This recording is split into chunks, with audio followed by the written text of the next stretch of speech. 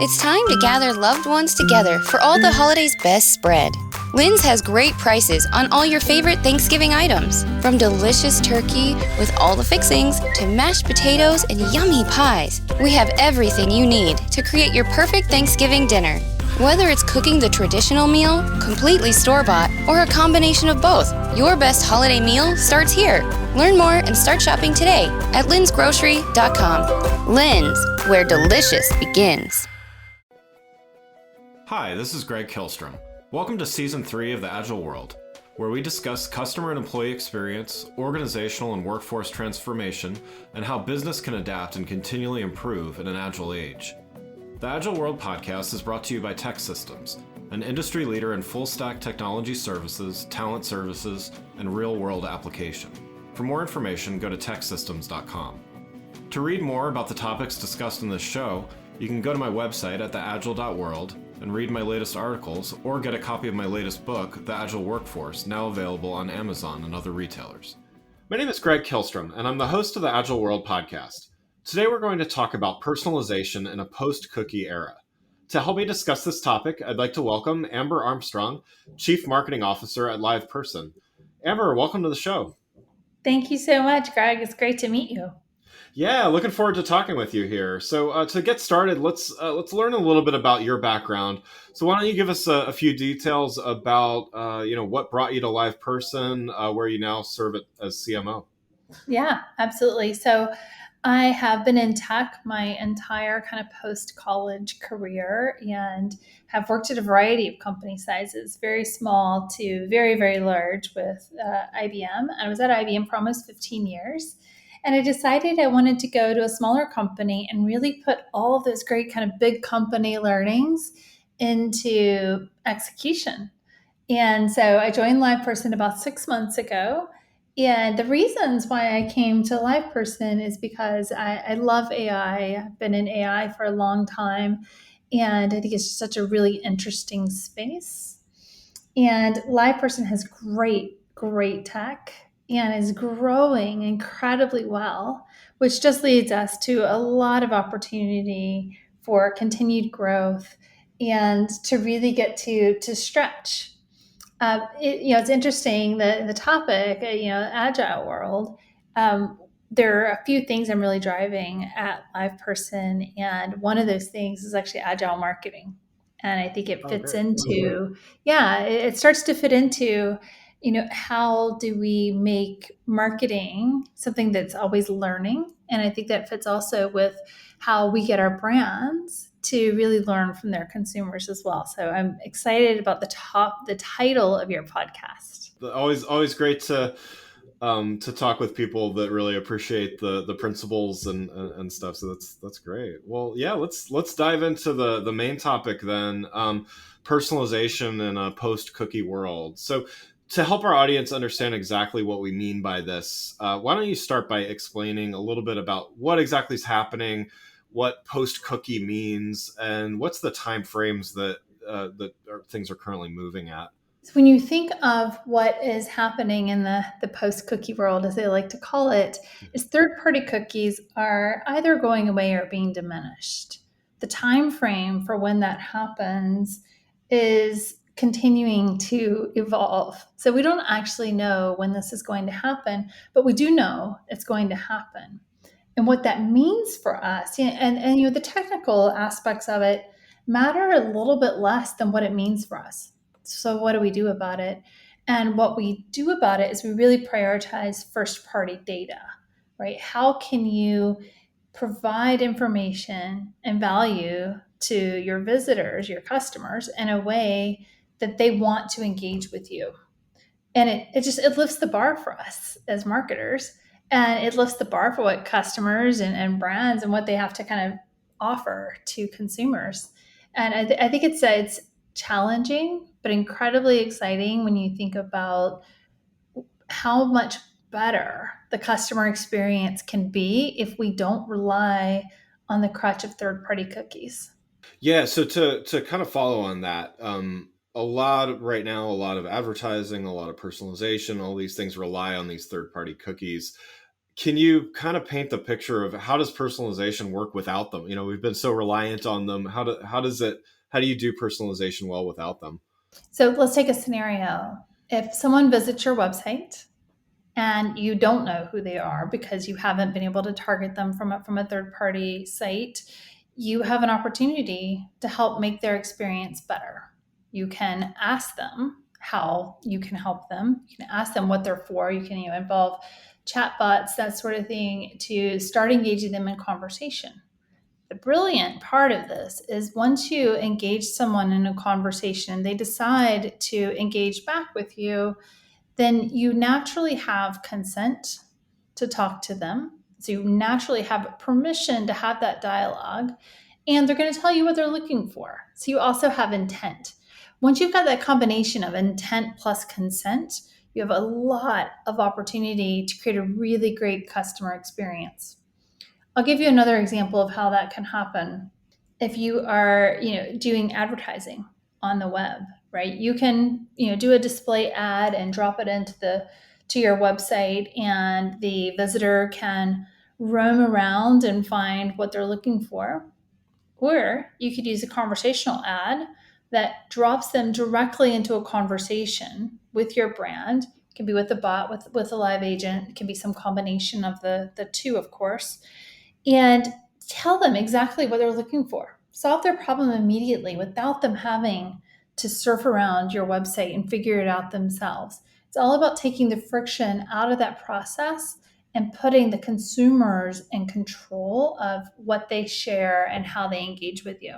You kind of touched on this already, but it sounds to me like this is not only there's some kinks to work out. I would imagine in the coming years or months, before this happens. I'm sure there's a lot of organizations trying to wrap their heads around this, but it sounds like there's benefits to both companies as well as their customers. Is that a fair characterization? Oh, for sure. And the way I always like to think about marketing is we're all consumers. And so the expectations that we come into in any time we engage with a brand is based on our consumer experiences. So we all naturally want our brands to know us. We don't want them to creep us out and know too much about us, right? And so this is an opportunity to really put the consumer in control of that information. There's really interesting data when you dig into it, and it's very generational specific. And certain generations really want you to have no information on them. Some Yeah. generations don't really care, right? And so you don't have to predict that when someone comes into the website. You can let them drive it and then really use automation to create those engagements via the bots to make it a really great experience. And then the great thing is you always learn from that. And as you continue to learn, the experiences get better and better. It's also really interesting if you think of an environment where you're using live agents. It's really cool because agents, instead of just taking customer calls all day, they actually spend time training the AI. And that's a really cool thing for someone to be able to do. They're learning about AI, they're watching it improve based on their feedback. And we've gotten a lot of really positive feedback from the agents that we work with that they really enjoy being able to do that. And so LivePerson started primarily as a live chat service and made big moves into AI with your conversational cloud. Where do you see the future of brand to consumer conversations online? Like, what unique role can AI conversations play that more traditional live chat can't perform as well at? Well, there's a couple of things. One is just the freedom of where you have the conversation and when you have the conversation. So if you think of when live chat started, when Rob founded LivePerson, it was just chat on the web, and you could have a conversation. You'd wait for the person to respond, then you would give a response back, and it's a very, you know, you pass the conversation back and forth. Yeah. Happens at exactly the same time. The benefit of messaging is that you can have a conversation on any channel that you as a consumer choose, whether it's Apple Business Chat, WhatsApp, Facebook, it's SMS. It doesn't matter. It's all up to the consumer on the channel that they want to use. And also, it's asynchronous.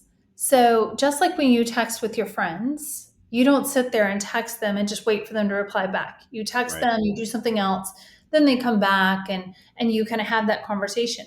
So, it's amazing for the brand's perspective because now they can have that agent handling multiple conversations rather than if they're on a phone, they can just handle one.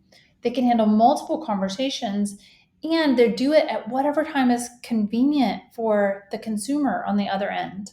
Yeah, I would imagine, just like the live agents may not be able to instantly respond to every request. The consumers they're in the middle of probably 10 different things and possibly texting with their friends and in and around those things. So it's sort of, to your point about the asynchronous communication, it kind of moves at the speed of the customer as opposed to the uh, brand agent, let's say, being the kind of the constraint. Do you think that's fair? Yeah, that's 100% it. I mean, how many times, I'm sure you've had this experience in your life, because certainly I have, where you start a chat on the web and then suddenly something happens, a kid comes in, the phone rings, whatever, you get distracted and you end up losing the whole chat. And maybe you'll be able to jump back into it. Most likely not. They kind of end those things over a period of time.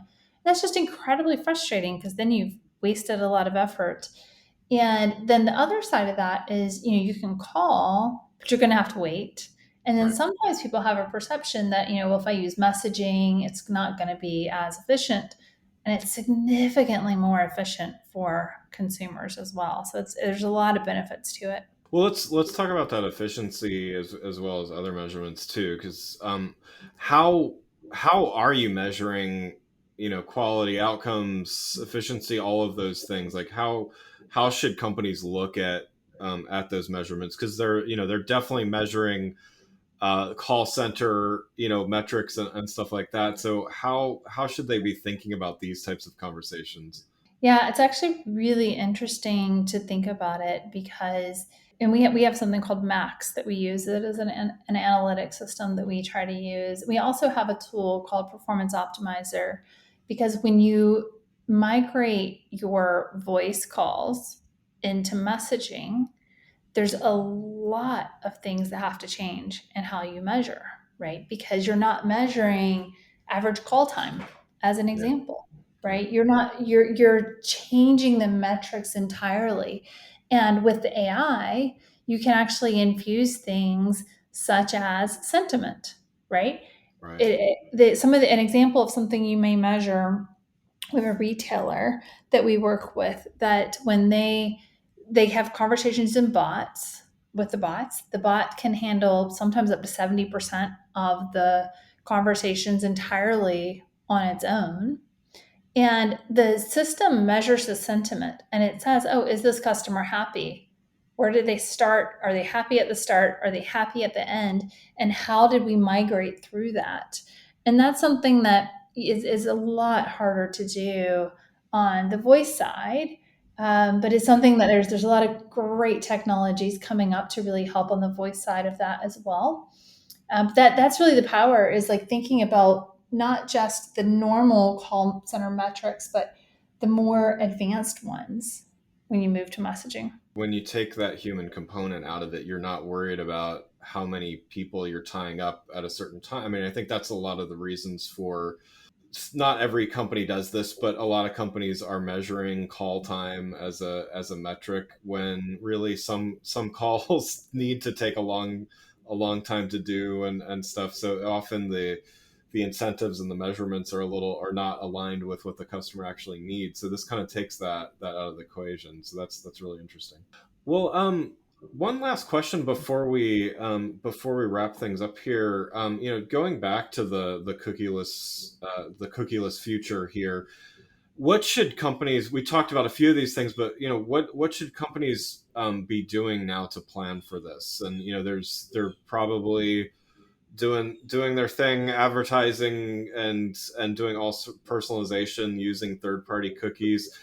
What do you think, knowing that things are a little opaque as far as timing goes, but what should they be doing to plan for this and really set themselves up for success? The first thing is to really map out what your current dependencies are on third party cookies. You just want to know that. You want to know where it's being deployed and how important is it to what you're doing more broadly. Then I think obviously, figuring out how are you going to better engage clients on your website.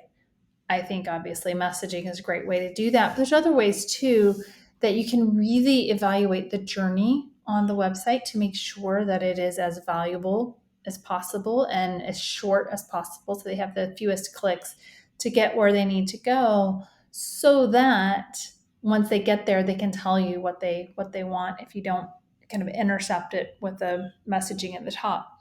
The other thing is for people that have physical spaces, there's a lot of opportunity to really engage people when they come into the physical spaces. So today, you obviously, if you're a retail store, you have an associate that's there that can help you. If you go to, your local, any kind of a local store, your local lumber store or building store, you can then figure out, hey, can you help me find this or can you help me find that? Bots are also an incredibly helpful way to handle the automation of those standard kind of things. And they do it in a way that's really personal. And so, as you can get people in physical locations engaging with bots, it opens up a lot more data to you, a lot more insights. Whereas if they had asked the local representative, that information's lost. When it goes into a bot, you capture that and you can learn from it to make the experience better for your face-to-face consumers next time as well. Yeah, so would that what would that look like? Would that be through like kiosks or apps, or like how might someone do something like that? You could set it up super easily. So that the most basic way would be to have a QR code at the entrance to say, Yeah. hey, you need help finding something, scan this. That's what you see at the airport, right? When you go to the airport, there's a QR code that says, hey, need help, scan this. That's a great way to do it. You could also do it inside of your app. So if you have an app, adding messaging into that. We do that with our hotels all the time. Or you could have a separate kind of exchange that is someone there face to face that actually starts to say, hey, do you want to engage with this person? I've got this expert that can engage with you. And that could be an expert that's a bot, or that could be an expert that's a real expert in that particular thing. Imagine if you're, a high end store and, like an outdoor store, and you really want to talk to someone who knows a lot about camping in a particular location. Well, you could use technology to really connect people in your physical store with that expert, even if they're not there in that physical location with you. One more quick follow up here. For those that get it, I think this is, they've probably been reading about cookie lists and post cookie and all that stuff for a little bit, and wanting to make moves.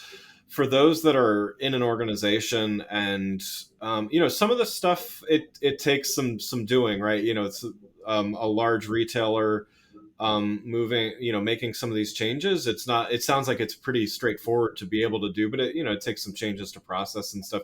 What would be your advice to someone that needs to convince executive stakeholders, somebody a bit higher up in the organization than them, that, hey, we need to start paying attention to this and, start doing it now? What would you tell them? So I think you're going to love this answer, Greg. I would tell them to think about it from an agile process. Nice. I like it. I like it already.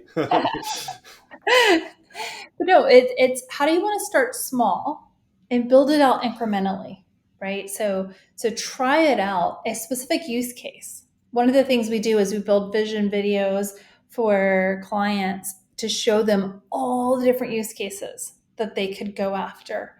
And that's a really impactful, and it's kind of this mind-blowing, like, wow, I didn't even think of that. How cool is that? To saying, hey, don't worry about all that future vision, and certainly don't go and try to sell all that future vision at once. Start small, try it out, test, learn, figure out what's working, what's not working, throw in some good old retrospectives in there, and then expand to the next use case and the next use case. And as you do that, you start to build up experience that makes each of those use cases better and better. And depending on, from our using messaging, from our perspective, um, it's pretty easy to expand because the way we charge is just by how much you use the system. So you can start relatively small, and then whenever you're ready, expand out, and then expand out a little bit more as you go. That's great. I love it, and definitely agree with the the agile and the pilot project, and just that whole that whole approach. That's great. Well, Amber, thanks so much for joining the show. For those listening, what's the best way for them to keep up with what you're doing? Yeah, LinkedIn. I'd love to talk to people on LinkedIn, so that's my social media of choice these days. Wonderful. Well, again, I'd like to thank Amber Armstrong, Chief Marketing Officer at LivePerson, for joining the show. Thanks for listening to The Agile World with Greg Kihlstrom. See you next week. Thanks again for listening to the Agile World podcast, brought to you by Tech Systems. I'm your host, Greg Kihlstrom. If you enjoyed the show, please take a minute to subscribe on your podcast channel of choice and leave us a rating so that others can find the show more easily. You can learn more and get a copy of my latest book, The Agile Workforce, from my website at theagile.world.